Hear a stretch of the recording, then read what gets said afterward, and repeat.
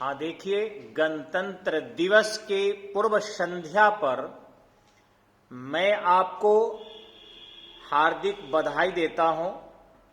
इस 73वें गणतंत्र दिवस के पूर्व संध्या पर, लेकिन हम एक प्रतियोगिता के शिक्षक हैं, इस नाते प्रतियोगिता से संबंधित कुछ महत्वपूर्ण चीजों की जानकारी जरूर शेयर करना चाहूंगा, ताकि आप मेरे शब्दों के माध्यम से समझने का प्रयास करें।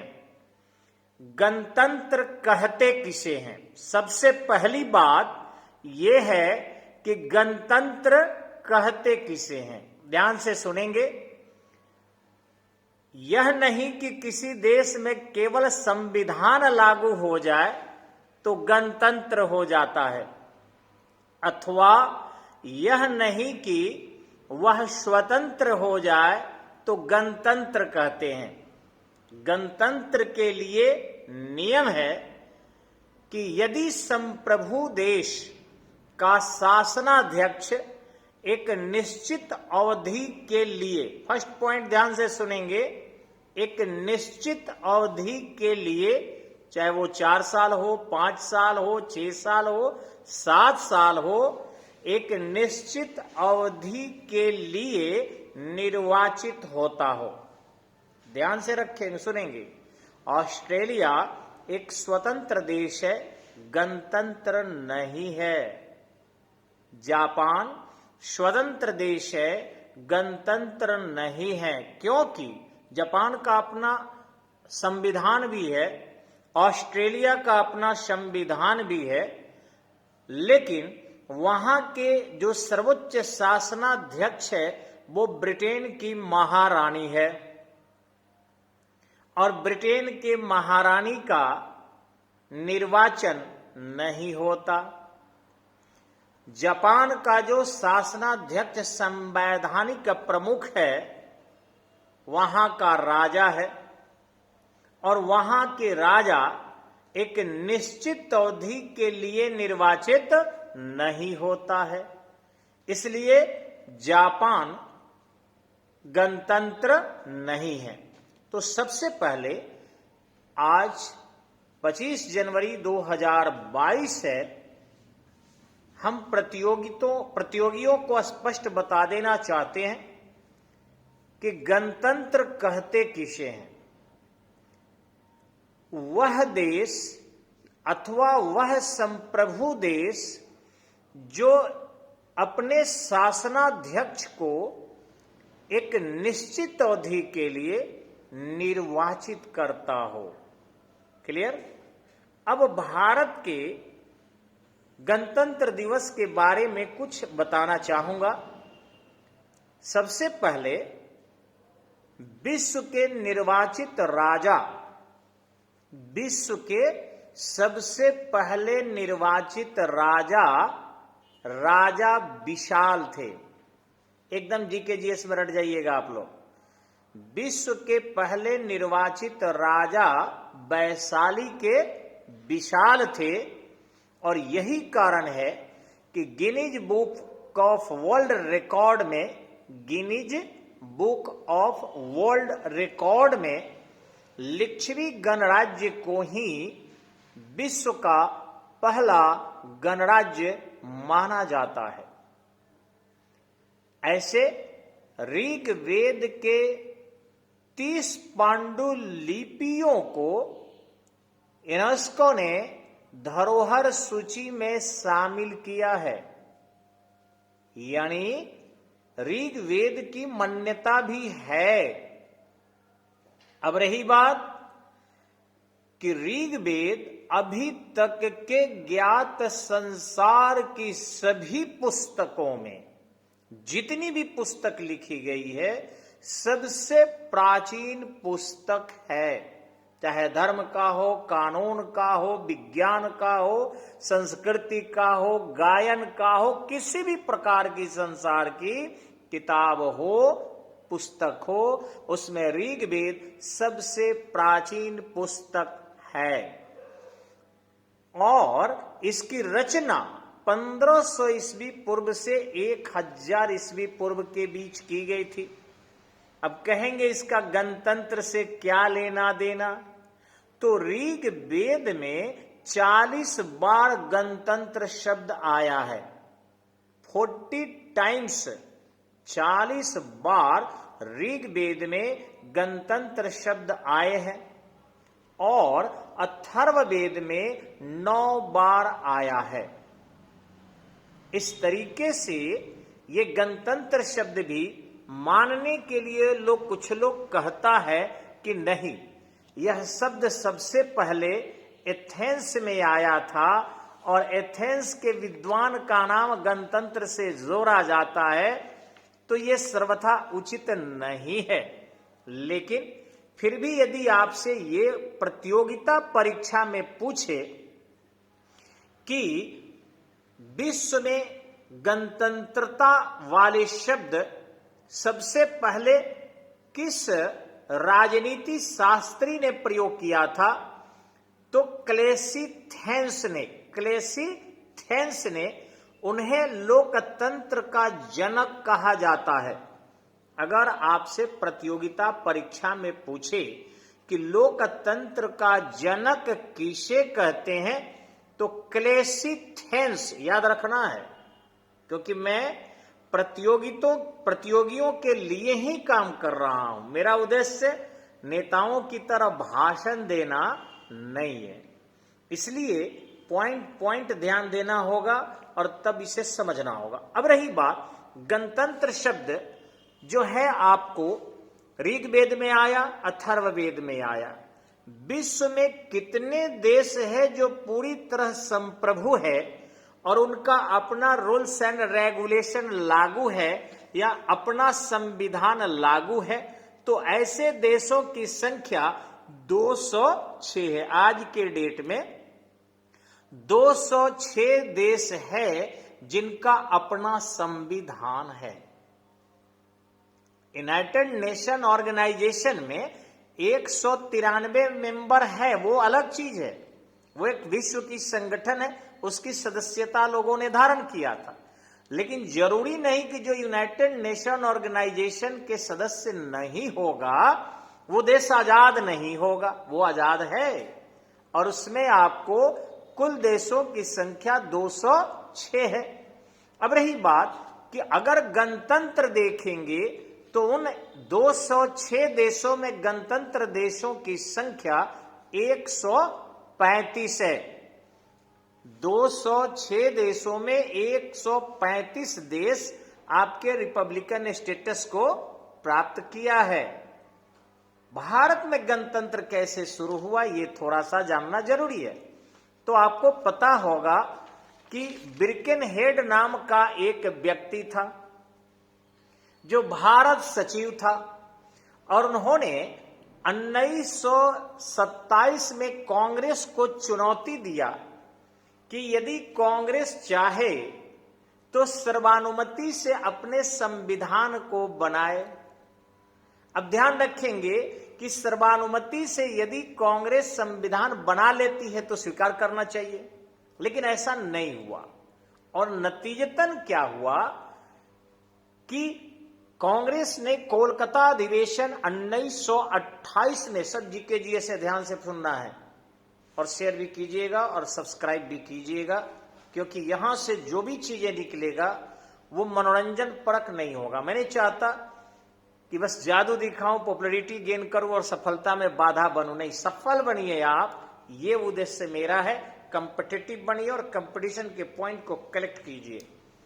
तो बिर्केनहेड था, उसने कहा संविधान तैयार हो गया। मोतीलाल नेहरू ने 28/8/1928 को तैयार कर दिया। दिसंबर 1928 में कोलकाता अधिवेशन में कहा गया आप इसे एक्सेप्ट करो, लेकिन एक्सेप्ट नहीं किए तो तय हुआ कि अब 1 साल के बाद हम पूर्ण स्वतंत्रता की मांग करेंगे, हमें अब डोमिनियन स्टेटस यानी स्वायत्तता नहीं चाहिए। और वही 31 दिसंबर को, ध्यान से सुनिएगा, 31 दिसंबर 1929 को रावी नदी के तट पर लाहौर में जवाहरलाल नेहरू अध्यक्षता कर रहे थे कांग्रेस की। उन्होंने पूर्ण स्वराज की मांग किया, fully independent, not a dominion status. और फिर उन्होंने अनाउंसमेंट किया कि आफ्टर ये ठंडे के जो समय थे बीतने के बाद 26 जनवरी 1930 को पूरे देश में पूर्ण स्वराज दिवस मनाया जाएगा। और वहीं से 26 जनवरी 1930 से ही संपूर्ण देश में पूर्ण स्वराज दिवस मनाना प्रारंभ कर दिया गया। और यह कार्य 1947 तक हुआ। इसके बाद 1947 में जब भारत आजाद हो गया 15 अगस्त को, तो 26 जनवरी को महत्वपूर्ण बनाने के उद्देश्य से यह तय हुआ कि अब संविधान 26 जनवरी को ही लागू किया जाएगा। अतः संविधान बनाने में कुल समय 2 वर्ष 11 माह 18 दिन का लगा था। अब इस 2 वर्ष 11 माह 18 दिन बाद जो संविधान सामने आया, उसे लागू करने के लिए हम 26 जनवरी का प्रतीक्षा कर रहे थे। हालांकि उसे अंगीकृत, अधिनियमित और आत्मार्पित हम 26 नवंबर 1949 को ही कर लिए थे। लेकिन यह जो हमारा संविधान था, यह आपका उस तिथि का इंतजार कर रहा था जिस तिथि को हम 1930 से मनाते आ रहे थे। अतः संविधान की जो कॉपियां तैयार हुई, उस पर जो भारत में रह गए थे संविधान सभा के सदस्य, उन्होंने हस्ताक्षर किया। 24 members sign in Indian constitution in 24 जनवरी 1950। 24 जनवरी 1950 को उन्होंने इंडियन कॉन्स्टिट्यूशन पर साइन किया और तत्पश्चात भारतीय संविधान 26 जनवरी 1950 को लागू कर दिया गया। अब 26 जनवरी 1950 को लागू करते ही भारत को गणतंत्र की घोषणा भी कर दी गई। अब यहां देखना है कि जो हमारा देश आजाद हुआ था, उस समय में जॉर्ज 6 जो थे वे ब्रिटेन के राजा थे। ब्रिटेन के प्रधानमंत्री थे क्लेमेंट एटली। एटली ने ही, जो चर्चिल के बाद आए थे, उन्होंने घोषणा किया था कि भारत को यथाशीघ्र आजाद कर दूंगा यदि मेरी सरकार बन जाती है ब्रिटेन में। तो सरकार भी बनी, आजादी के लिए उन्होंने प्रयत्न भी किया और फिर उन्होंने कैबिनेट मिशन भेजा और तत्पश्चात माउंटबेटन को भेजा कि यथाशीघ्र भारत के सत्ता को भारतीय लोगों के हाथों में सौंप कराओ। लेकिन आजादी के बाद भी वायसराय माउंटबेटन ही रहे। जब वो चले गए 1948 जून के आसपास, तो सी राजगोपालाचारी को भारत के वायसराय बनाकर गए, जो प्रथम एवं अंतिम भारतीय वायसराय थे। लेकिन भारत तभी भी 1935 के कानून के अंतर्गत ही संचालित हो रहा था। अर्थात 1935 के अधिनियम जो अंग्रेजों ने बनाया था, उसी आधार पर भारत का सत्ता चल रहा था और भारत उसी अधिनियम के अंतर्गत अपने संविधान में संशोधन भी कर रहा था। ध्यान रखेंगे, जब 24 जनवरी को हस्ताक्षर हो गया, उसी दिन राष्ट्रगान को भी एक्सेप्ट किया गया। लेकिन 26 जनवरी को राष्ट्रगीत वंदे मातरम को स्वीकार किया गया और फिर झंडा तोलन किया गया। अब रही बात कि इस संविधान पर विचार 166 डेज खुले विधायिका में जनता के बीच में इस पर परिचर्चा हुआ और इस परिचर्चा के बाद अंततः हम गणतंत्र हो गए। अब रही बात, एक सवाल और आता है कि इस गणतंत्र दिवस के मनाने की परंपरा भारत में किस डिपार्टमेंट के ऊपर है। तो ये डिफेंस मिनिस्ट्री यानी रक्षा मंत्रालय पूरी तरह इसका आयोजन करता है और अशोक राजपथ पर परेड की पूरी जिम्मेवारी रक्षा मंत्रालय की होती है, जिसमें नौसेना के लोग, वायुसेना के लोग, थल सेना के लोग, 9 से 12 अलग अलग रेजिमेंट आते हैं 9 होंगे या 10 होंगे या 11 होंगे, इनके रेजिमेंट आएंगे जो वहां रक्षा, जो परेड होता है राजपथ पर गणतंत्र दिवस का, उस परेड में हिस्सा लेते हैं।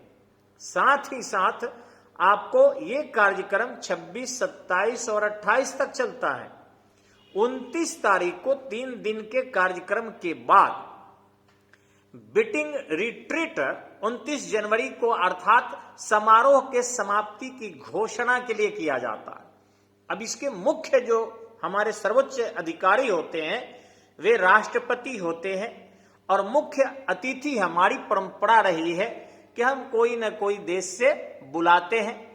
कोरोना काल में हमारे पास नहीं आ सके पिछले वर्ष में, लेकिन सबसे पहले हमारे यहां जो 1950 में हम गणतंत्र हो रहे थे, संविधान को भी लागू कर रहे थे, उस दौरान इंडोनेशिया के राष्ट्रपति सुकर्नो, याद रखिएगा इंडोनेशिया के राष्ट्रपति थे सुकर्नो, उन्होंने हमें प्रथम मुख्य अतिथि होने का अवसर दिया, यानी वो मुख्य अतिथि बने और हम लोग उनको मुख्य अतिथि बनाए। इस तरीके से बहुत सारे लोग हमारे देश के थे, विदेशों के भी आए हुए थे, और इस तरीके से महात्मा गांधी तो नहीं थे चूंकि इसके पहले ही वे चले गए थे, लेकिन बाकी गणतंत्र मनाया गया। अब राजेंद्र प्रसाद घोड़े की बगधी पर, ध्यान रखिएगा, घोड़े के रथ पर, जो थोड़ा सा बहुत स्लो होता है नीचे पड़े उसको बगधी बोलते हैं, घोड़े की बगधी पर अशोक राजपथ पर चले। उन्होंने झंडा तोलन किया और तत्पश्चात वहां से जाकर महात्मा गांधी के समाधि राजघाट जो दिल्ली में है वहां पर उन्होंने फूल माला अर्पित किया, और इस तरीके से हमारे गणतंत्र की प्रथम शुरुआत हुई। अब रही बात कि इस गणतंत्र को सबसे पहले किस पार्क में किया गया, ये क्वेश्चन आता है कई बार इंटरव्यू में, और ध्यान रखेंगे प्रतियोगिता परीक्षा में भी। तो लॉर्ड इरविन पार्क था, पहला गणतंत्र दिवस हम लोग मनाए थे लॉर्ड इरविन पार्क में। यहां पर जो है आपके महात्मा गांधी के धुन से हमारी सेना जो है अपनी धुन बजाती है, लेकिन अंत सारे जहां से अच्छा हिंदोस्तां हमारा, ये धुन से हमारा जो है हमारी सेना जो है अपने उस गणतंत्र दिवस के समारोह को आगे बढ़ाती है। रही बात, जैसे ही हमारे राष्ट्रपति आते हैं वे पहले अमर जवान ज्योति पर शहीद हुए जवानों के लिए फूल माला अर्पित करते हैं। तत्पश्चात 21 तोपों की सलामी दी जाती है, और झंडोत्तोलन करने के बाद वे सभी सेना के द्वारा किए गए सैल्यूट को स्वीकार करते हैं, सबकी सलामी को लेते हैं। आपको यह भी जानकर आश्चर्य होगा कि संविधान भले बनाने में 2 वर्ष 11 माह 18 दिन का वक्त लगा हो, लेकिन आजादी के लगभग 894 दिन 894 डेज तक हम अपने संविधान से नहीं चले थे। हम ब्रिटेन के 1935 के संविधान द्वारा ही चलते रहे। इसके बाद हम लोग अपना संविधान 26 जनवरी को पूरी तरह लागू कर दिए, अर्थात हम गणतंत्र हो गए। ऐसे अंगीकृत अधिनियम भी आप जानते होंगे, हमारे भारत के संविधान में स्पष्टता प्रस्तावना में वो डेट भी लिखा गया है कि मार्गशीर्ष शुक्ल सप्तमी को अंगीकृत अधिनियमित मार्पित होते हैं। वो डेट 26 नवंबर 1949 है, लेकिन गणतंत्र 26 जनवरी 1950 को हुए। अब रही बात आपको कि 1955 से पहली बार परेड राजपथ से गुजरते हुए, परेड 1955 से राजपथ से गुजरते हुए हम लोग जो है लगातार जारी किए हुए हैं, और इंडिया गेट से लाल किला तक जो दूरी है लगभग 8 किलोमीटर की है। अब इंडिया गेट से ऐसे होते हुए और सीधे, इंडिया गेट आपके नई दिल्ली में है, लाल किला पुरानी दिल्ली में है, वहां तक 8 किलोमीटर तक हमारी सेना जो है वो जाती है। पहले हमारे राष्ट्रपति जो थे वो जाया करते थे आपके बगधी पर, लेकिन अभी हमारे राष्ट्रपति लग्जरी थोड़ा सा सुविधाओं में विकास हो गया है, तो वो कार से लोग जाते हैं आते हैं। अब रही बात कि पहले शहीदों को जब हम सैल्यूट डाल देते हैं और फिर आपके जब झंडा तोलन कर देते हैं, वैसी स्थिति में हमारे देश में एक से एक सांस्कृतिक कार्यक्रम अलग अलग राज्यों के तरफ से अलग अलग डिपार्टमेंट के तरफ से, अलग अलग मंत्रालय के तरफ से ये आयोजित किया जाता है और फिर वहां गुजरते हैं। सेना भी अपनी एक से एक शौर्यता का प्रदर्शन करती है, अपनी योग्यता का प्रदर्शन करती है। और जो हमारे लोग हैं जिन्हें परमवीर चक्र मिलता है, महावीर चक्र मिलता है, उनके प्रति भी आभार प्रकट किया जाता है। तो ये रहा हमारे गणतंत्र 73वें गणतंत्र दिवस के पूर्व संध्या पर गणतंत्र से संबंधित कुछ जानकारी। क्योंकि हम सोचे थे कि 20 मिनट का ही वीडियो बनाएंगे, ज्यादा का नहीं, और 20 मिनट से कुछ सेकंड ज्यादा हो रहा है, इसलिए इतना ही पर हम विराम दे रहे हैं। नॉलेज की कोई दिक्कत नहीं है, क्योंकि हम लोग बहुत ही पढ़े हैं, बहुत विश्व के बड़े बड़े विद्वानों से। इसलिए आप प्लीज, एक निवेदन है कि अच्छे शिक्षक को कभी सब्सक्राइब कीजिए। हम लोग जो है आपके कंपटीशन के लिए पूर्ण सहयोगी है, हवाबाजी नहीं, हंसाना नहीं, सफलता दिलाना उद्देश्य है। तो शेयर करें, सब्सक्राइब करें और इस सारे पॉइंट को बार बार सुनकर जरूर हट जाए। धन्यवाद। जय हिंद, जय भारत।